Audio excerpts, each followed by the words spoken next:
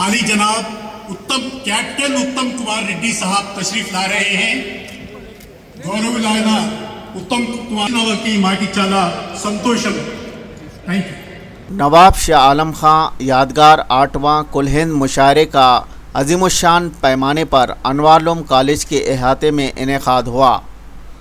इस मुशायरे की सदारत नवाब महबूब आलम खां ने की, जबकि नवाब मुजाहिद आलम खां नायब मोतमद एजाज़ी ने खैर मकदम किया. इस मुशायरे में मुमताज़ शोरा ने अपना कलाम पेश किया.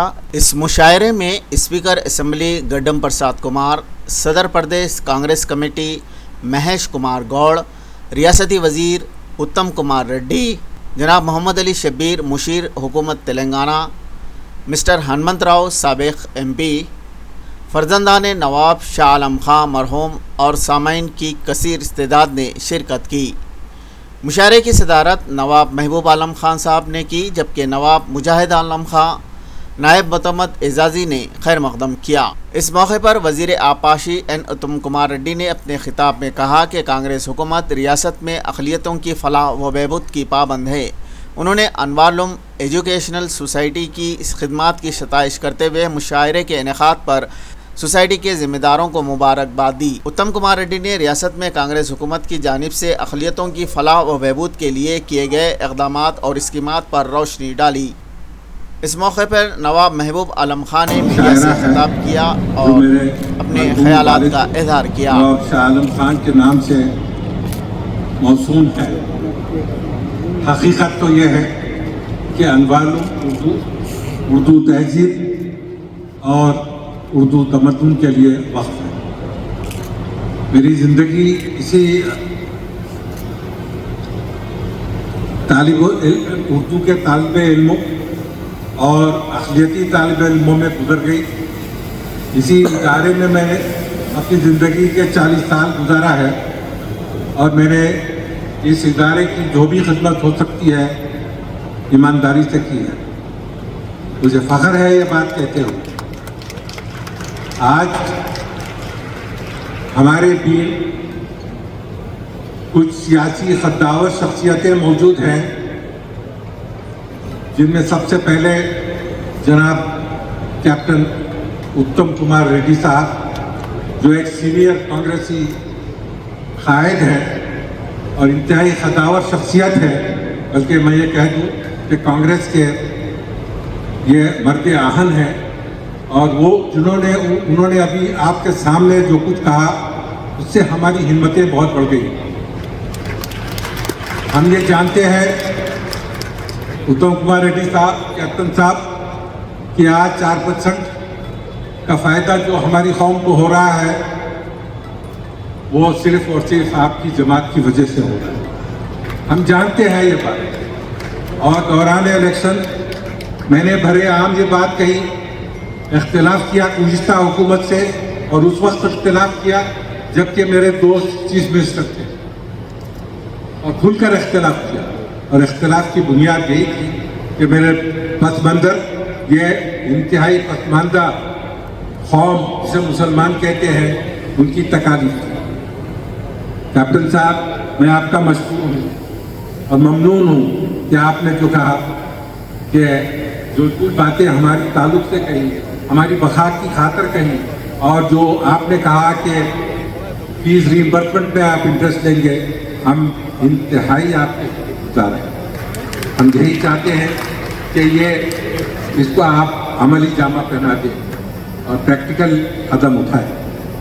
मैं इंशाअल्लाह बहुत करीब आपके ऑफिस आऊँगा आपकी इजाज़त के बाद, और आकर हकीकत क्या है इस वाक़े की और आपको करना क्या है हमारी मदद की खातिर, ये आपके सामने मैं अर्ज करूँ.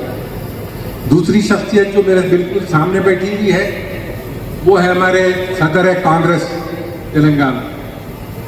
मैं आपका बहुत शुक्रगुजार हूँ कि आप यहाँ तशरीफ़ लाए.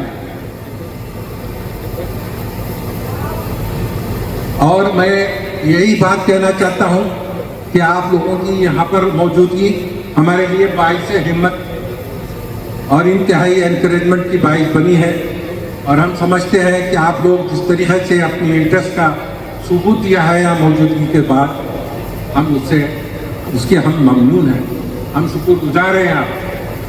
फिर उसके बाद मेरे भाई जनाब शब्बीर अली साहब, कौन सा शख्स है तेलंगाना में जो शब्बीर को नहीं जानता है, और वो एक ऐसी शख्सियत है जो बहरहाल हर शख्स उसको जानता है, और वो शख्सियत है जो बहरहाल हर शख्स की मदद करता है।